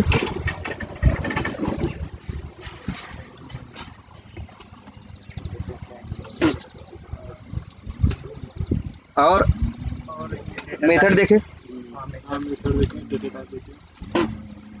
अच्छा पैकेज है, हाँ जैसे देखो मेथड है, मेथड भी कई टाइप के होंगे ना, पब्लिक और प्राइवेट हो सकते हैं। पब्लिक होंगे तो बाहर से कॉल किए जा सकते होंगे, प्राइवेट होंगे तो बाहर से कॉल नहीं हो सकते। अपनी ही क्लास का एक मेथड दूसरे मेथड को अगर कॉल करना चाहे तो डायरेक्टली कॉल कर सकता है, लेकिन दूसरे क्लास का मेथड हो तो डायरेक्टली कॉल, वो पहले क्लास का नाम लिखेगा, डॉट लगाएगा, तब कॉल करेगा। और ऐसा होना भी चाहिए, क्योंकि ऐसा हो सकता है ना कि 2 अलग अलग क्लासेस में सेम मेथड के सेम नेम के मेथड हो तो किसको कॉल करे और किसको कॉल ना करे। ऐसे ही पैकेज है, तो 2 अलग अलग पैकेज, जब भी कोई भी हम यहाँ से कॉल कर रहे हैं, जिसको कॉल कर रहे हैं वो अलग पैकेज का है, तो हमें पहले क्या करना होगा, उसे इंपोर्ट करना होगा ना। बिना इंपोर्ट किए हम कॉल नहीं कर सकते। ये बताया होगा ऋतिक ने कि ऐसी सिचुएशन आ सकती है कि 2 अलग अलग पैकेज में सेम नेम की क्या हो, क्लास हो। पैकेज का मतलब क्या है, फोल्डर ही तो है। 2 अलग अलग फोल्डर में तो सेम नेम की फोल्डर फाइल हो सकती है ना, हो तब। इसलिए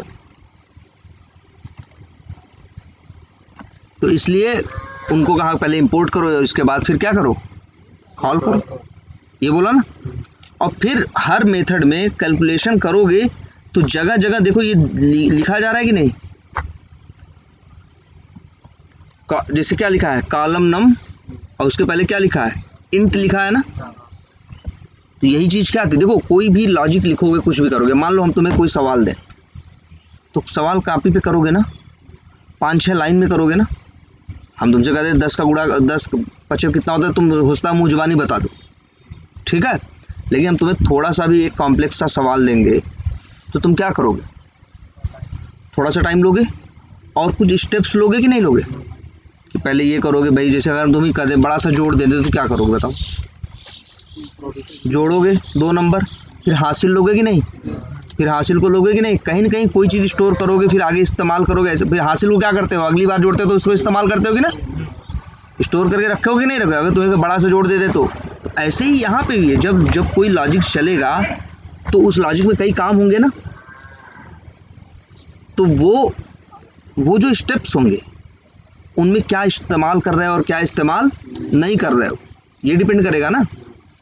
बहुत सी, जैसे तुमसे कोई कहा जाएगा कि एक काम करो यार, तुमसे जैसे हम तुमसे ये कहें कि देखो हम तुमको एक एक्सेल फाइल भेज रहे हैं, वहाँ पे जितने ऐसे लोग हैं जिनका नाम राहुल है, वो उनका नाम, उनकी एज और उनका गांव का नाम और उनका जो डिस्ट्रिक्ट है वो निकाल के एक फाइल में रख देना। भाई नौकरी करते हो मेरे लिए तो करोगे, ढूंढोगे, जो भी लगाओगे 10-15 मिनट 20 मिनट, और ढूंढ डाल के आधे घंटे में, मान लो वहाँ पे लाखों नाम हो तो ढूंढ डाल के भी कैसे करके 20-25 मिनट, आधे घंटे 1 घंटे में तुम हमें वो लिस्ट बना के देखोगे, लो सर भैया ये है। करोगे कि नहीं करोगे। अब इसमें कितना काम था, फाइल खोलनी थी, फाइल में जाके एक एक करके ढूंढना था कि नहीं, 1 2 3 4 करके, तो नंबर की भी जरूरत थी कि नहीं। जो नाम आ रहा था लिखा हुआ था उस नाम को तुम पढ़ रहे थे और अपने नाम से मिला रहे थे जो नाम तुम्हें ढूंढना था। तो यहाँ पे क्या कर रहे हो, पहला नाम उठाया कि नहीं, फिर उसको मैच किया किससे, अपने एक्सपेक्टेड नेम से, कि हम ढूंढ किसको रहे हैं, राहुल को ना। तो एक फाइल जब खोली तो पहला नाम देखा, अच्छा यहाँ राहुल नहीं लिखा, दूसरा देखा, तो मैच कर रहे हो कि नहीं, इसको उठा रहे हो, इसको उठा रहे हो, अपने दिमाग में क्या कर रहे हो, दोनों को मैच कर रहा है। जब मिस मैच कर रहा है तो आगे बढ़ जा रहे हो, जैसे मैच कर जाएगा समझ जाओगे यार ये तो काम का है, तुरंत उसका नाम, उसका गांव, उसकी उम्र, उसकी इन्फॉर्मेशन, जिला का नाम, ये 5 चीज़ें उसको कॉपी करके कहीं बाहर पेस्ट कर दिया, फिर आगे बढ़े। तो यहाँ तुम किसका यूज़ कर रहे हो, नंबर्स का यूज़ कर रहे हो, 1 2 3 4 5 6 करके आगे बढ़ते जा रहे हो, तो नंबर का इस्तेमाल कर रहे हो कि नहीं। और यहाँ 2 चीज़ों को मैच कर रहे हो कि नहीं, किसको, अपना नाम जो ढूंढ रहे हो एक्सपेक्टेड को, और जो वहाँ सारे नाम रखे हुए। तो यहाँ पे तुम नाम मतलब किसको, नाम को कंप्यूटर क्या कहता है, स्ट्रिंग कहते हैं ना, नंबर को इंट बोलते हैं और उसको क्या, स्ट्रिंग। तो भाई नंबर हो सकता है और क्या हो सकता है, नाम हो सकता है, कुछ और नंबर में भी डेसिमल नंबर हो सकता है ना, और कुछ और भी हो सकता है, नंबर डेट हो सकती है, मतलब दुनिया भर की तमाम चीज़ें होने की पॉसिबिलिटी हो तो है। तो जावा ने बस यही कहा कि जब तुम कोई काम करोगे, जैसे ये देखो यहाँ काम किया गया ना, कुछ कोड लिखा गया, तो 8-10 लाइन का जो ज़रूरत थी उसको पूरा करने के लिए 10 लाइन का बंदे ने कोड लिखा। अब 2 लाइन, दूसरी लाइन में कुछ मिला, उसे तीसरी लाइन में यूज करना है, तो कैसे यूज करोगे, उसको कहीं रखोगे तब ना यूज कर पाओगे।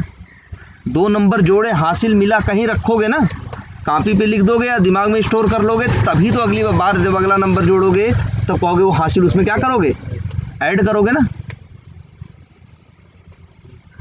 तो जब भी कुछ लॉजिक लिखे जाएंगे तो जो चीज़ें होंगी उनको स्टोर करने की ज़रूरत पड़ेगी। उसी लिए कंसेप्ट आया किसका, वेरिएबल का। किसका कंसेप्ट, किसका आया, वेरिएबल का, जिसमें चीज़ें क्या की जाए, स्टोर कर सके। और ये भी बता दें, स्टोर करने की बात है तो जैसे ये जो जावा है, और जावा में थोड़ी इस मामले में स्ट्रिक्ट है। जावा कहती है कि अगर कोई वेरिएबल यूज़ करना है तो कुछ स्टोर करना है। भाई वेरिएबल में क्या करोगे, वैल्यू स्टोर करोगे। स्टोर कर, जैसे देखो गणित का याद है सवाल, बचपन में याद करो, 6ठी से ही चालू हो जाता था, माना का इक्वल टू दिस है, माना ये चीज़ का है, फिर ये ख है, क ख करके या एक्स वाई करके गणित का सवाल करते थे। वो एक्स और वाई का ख क्या थे, वो वेरिएबल थे। वो क्या थे, वेरिएबल थे। वो क्या थे, उनको हिंदी में बोलते थे उस समय चर। वो क्या थे, वेरिएबल है भाई। किसी सवाल में क में 100 है और किसी सवाल में क में 500 है। किसी सवाल में क में ऐसा कुछ थोड़ी था क का मतलब 100 ही होगा या ख का मतलब 500, ऐसा कुछ नहीं था ना। तो वो चीज़ क्या थी, वेरिएबल था। और उसी सवाल में कई सवाल ऐसी लगती थी, पहले लिखते थे माना क इक्वल टू 100 और उससे लगा रहे हैं, फिर अगर वैल्यू ऐसे ज़्यादा आ रही तो क को 50 मानो, तो क इक्वल टू क्या, फिर उसी सवाल में आगे माना क इक्वल टू क्या 50। तो क में वैल्यू क्या कर रहे हैं हम, बार बार बदल रहे हैं ना। वेरिएबल, वेरी का मतलब क्या होता है मालूम, चेंज। वेरी का मतलब क्या होता है, चेंज। वेरी का मतलब होता है, वेरी कर रहा है मतलब चेंज हो रहा है। तो वेरिएबल मतलब जिसकी वैल्यू क्या हो सके, चेंज कर, जो अपनी वैल्यू को चेंज करने में क्या हो, एबल हो, सक्षम हो, वही क्या है, वेरिएबल। ठीक है। तो भाई और वही उसी भाई हमें भी यही चाहिए था, उसमें कुछ स्टोर करें, कभी कुछ स्टोर करें, बाद में चाहे तो कुछ और स्टोर कर लें, उसके बाद चाहे तो कुछ और स्टोर कर लें। तो ये कंसेप्ट चाहिए था कि नहीं, इन लोगों ने भाई यही कहा। इसलिए देखो जब भी कोड वोड लिखा रहता है तो एक्स वाई खूब लिखा रहता है, तो क्या है, वेरिएबल। क्योंकि कोई लॉजिक लिखोगे, कोई काम, इतना बड़ा काम लिखोगे तो क्या एक लाइन का दूसरी लाइन से मतलब नहीं होगा, मतलब होगा यार। एक लाइन में कुछ, भाई इतनी बड़ी चीज़ क्यों लिखोगे इकट्ठे, क्योंकि एक दूसरे से मतलब रखती है ना। ये 3 काम होगा, उससे कुछ रिजल्ट मिलेगा, वो चौथे में यूज होगा, फिर ऐसे ऐसे ऐसे करके अंतिम में जाके पूरा काम क्या हो जाएगा, फाइनल। तो वो चीज़ें जो रास्ते में मिलेंगी या जो चीज़ें चाहिए होंगी, कहाँ स्टोर करोगे। जो गणित भी करता था वो भी क्या करता था, एक्स वाई करके करता था, और तुम यहाँ भी कर रहे हो, यहाँ भी एक्स वाई करके करो। हमें कुछ चाहिए ऐसे जिसमें हम वैल्यू क्या कर सकें, स्टोर कर सकें। यहाँ कंप्यूटर पे भी चाहिए था और यही चीज़ वहाँ भी चाहिए थी। कहाँ, जब कॉपी पे सवाल करते, तब भी देखो उसको भी हिंदी वाले चर बोलते थे, अंग्रेजी वाले क्या बोलते थे, जो अंग्रेजी मीडियम में पढ़ते थे वो वेरिएबल ही बोलते थे। वेरिएबल और कांस्टेंट, कांस्टेंट जो ना बदला हो, जैसे 100 कांस्टेंट, 100 का मतलब 100 है, 100 का मतलब 100 है। 100 का मतलब ऐसा नहीं कि तुम्हारे लिए 200 है उनके लिए 300, ठीक है। 100 का मतलब 100 ही होता है, वो क्या है, कांस्टेंट है जो बदलेगा नहीं। लेकिन एक्स जो है जिसमें वैल्यू अब चेंज हो सकती है, इसीलिए देखो वेरिएबल्स दिखे पहली चीज़। अब वेरिएबल्स बहुत सी लैंग्वेज कैसी जानते हो, वेरिएबल सीधे यूज करो। जैसे ये देखो वीवी स्क्रिप्ट देखा था, कुछ लिखा था हमने, लाइट नहीं है, हमने कुछ लिखा था उसमें, हमने कुछ लिखा था कि नहीं उसमें, वीवी स्क्रिप्ट में सीधे लिख दिया था ना, A equal to 1000, B equal to A, C equal to A गुड़े बी और मैसेज बॉक्स सी, यही कर दिया था ना। तो जावा वीवी स्क्रिप्ट ऐसी लैंग्वेज है ना जिसमें सीधे वेरिएबल क्या करो, यूज़ करो, उसमें जो करे वो, जो मन करे वो रखो। और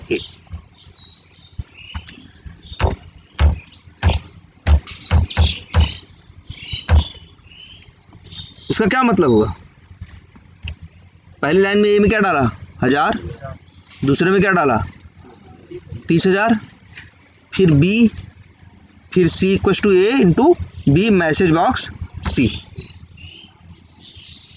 ए में क्या पड़ा है, यहाँ गुड़ा होगा तो ए में क्या पड़ा है, 1000 की 30,000 है, लेकिन अगली लाइन में तो 30,000 हो जा रहा है ना। वेरिएबल है, इसकी वैल्यू चेंज कर सकती है जो डालो, लेकिन वैल्यू एक ही रहेगी।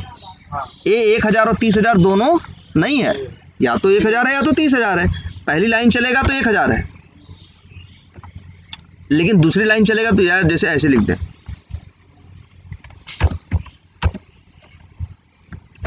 पहली लाइन चलेगा तो 1000 है, दूसरी लाइन चलेगा तब भी ए का मतलब क्या है, 1000 है, तीसरी लाइन चलेगा तो ए का मतलब क्या है 30,000। अब जब यहाँ गुड़ा होगा तो ए में क्या है 30,000, ए में क्या है 30,000, ये क्या है फिर,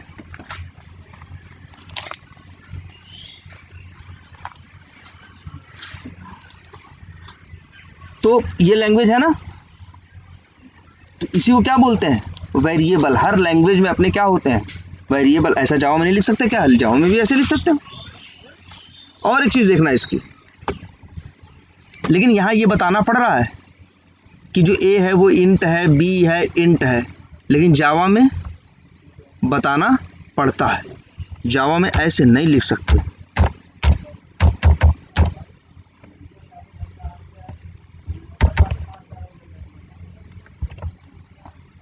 जावा में ऐसे नहीं लिख सकते।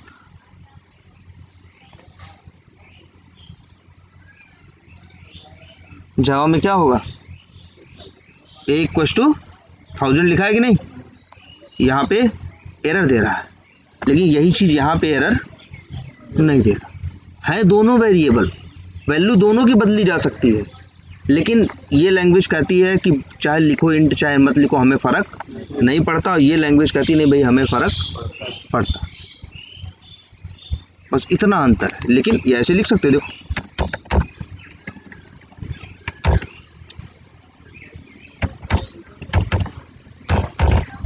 अब बताओ ए की वैल्यू क्या होगी, यहाँ हम इस्तेमाल करें आगे तो 300 होगी ना, पहले 1000 डाला फिर उसी में क्या डाला 300 डाला। इसकी वेरिएबल की वैल्यू का मतलब क्या है, ये वेरी कर सकता है, ये चेंज कर सकता है। लेकिन और बहुत सी लैंग्वेजेस ऐसी हैं जिनमें बताने की ज़रूरत नहीं पड़ती वेरिएबल कैसा है। जैसे देख रहे हो, बताने की ज़रूरत है इसमें नहीं है ना, तो इसका एक और फ़ायदा है, फ़र्क है। हम चाहें तो a इक्वल्स टू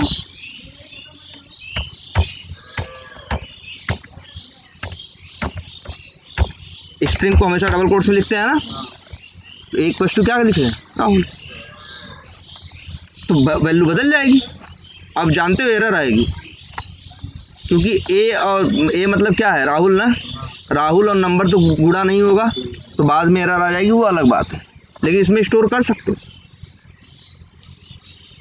लेकिन जावा ऐसा नहीं अलाउ करता। जावा कहता है भैया कोई वेरिएबल इस्तेमाल करना है तो सबसे पहले तुम्हें बताना पड़ेगा ये वेरिएबल किस टाइप का है, और फिर जिस टाइप का है उसमें वही रख सकते हो, उसके अलावा कुछ भी फालतू नहीं रख सकते। अगर हम कहें कि हम a इक्वल्स टू राहुल रखेंगे या a इक्वल्स टू कुछ भी करें, कहेगा क्या लिख रहे हो, गलत बात। लेके जाओगे वो कहेगा कि भैया ये क्या है, स्ट्रिंग है तुम्हारे पास, इंट में डाल रहे हो। समझ में आई बात। लेकिन वेरिएबल की ज़रूरत यहाँ भी है और वेरिएबल की ज़रूरत वहाँ भी, ये याद रखना। बस यहाँ वेरिएबल को पहले जिसको कहते हैं ना डिफाइन करने की ज़रूरत नहीं पड़ती, यहाँ वेरिएबल को डिफाइन करने की ज़रूरत पड़ती। तो जो लैंग्वेजेस ऐसी होती हैं जहाँ डिफाइन करने की ज़रूरत पड़ती है उसको क्या बोलते हैं मालूम है, स्टैटिक टाइपिंग लैंग्वेज। क्या, स्टैटिक टाइपिंग लैंग्वेज। और जहाँ डिफाइन करने की ज़रूरत नहीं पड़ती जैसे ये है, इसको बोलेंगे वीबी स्क्रिप्ट को, ये क्या है डायनेमिक टाइपिंग लैंग्वेज। ये अपने हिसाब से खुद मैनेज कर लेता है, नंबर डालोगे तो नंबर बन जाएगा और नाम डालोगे तो नाम बन जाएगा। लेकिन जावा ऐसा नहीं करता, कहता भैया पहले बता दिया, पहले बताओ, और बता दोगे जो तो फिर वही रखेंगे, इसके अलावा कुछ भी फालतू रखने नहीं दे। अब सोचो,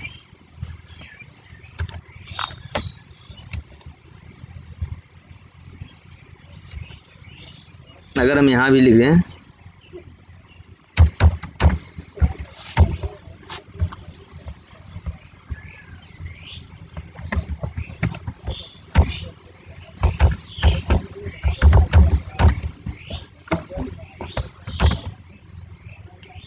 ये देखो,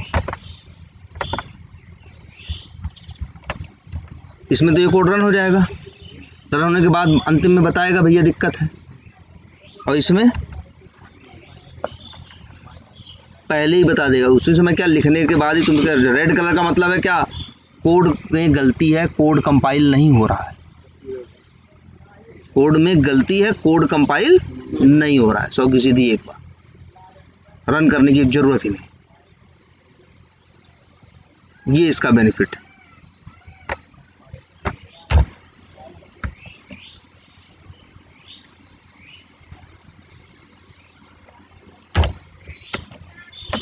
ठीक है, तो ये याद रखो जावा में। अब से ये याद रखना वेरिएबल्स, अब वेरिएबल्स की ज़रूरत धीरे धीरे करके समझ में। और ये वेरिएबल मेथड के अंदर है ना, तो ये क्या है, लोकल वेरिएबल है ना। तो एक क्लास के एक मेथड के अंदर क्या होते हैं, वेरिएबल होते हैं, और लेकिन वेरिएबल को यूज़ करने से पहले उनका टाइप बताना पड़ता। वो लाइन ये भी बताई गई होगी ना, अगर ऐसे लिखा है तो इसका क्या मतलब है? पहली लाइन में क्या हो रहा है? डिक्लेयर किया जा रहा है ना, या डिक्लेरेशन। और अगली लाइन में क्या हो रहा है?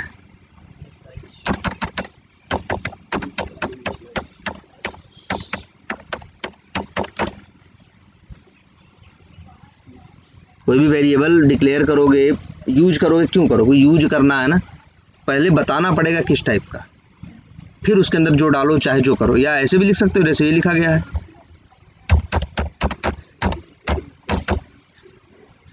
तो यहाँ पे क्या कर दे रहे हैं? डिक्लेरेशन और इनिशियलाइजेशन दोनों साथ साथ कर दे। और इनिशियलाइजेशन क्या होता है? जब फर्स्ट टाइम क्या होता है? असाइनमेंट होता है। चलो इसके बारे में तो बात करेंगे। और वेरिएबल की ज़रूरत है।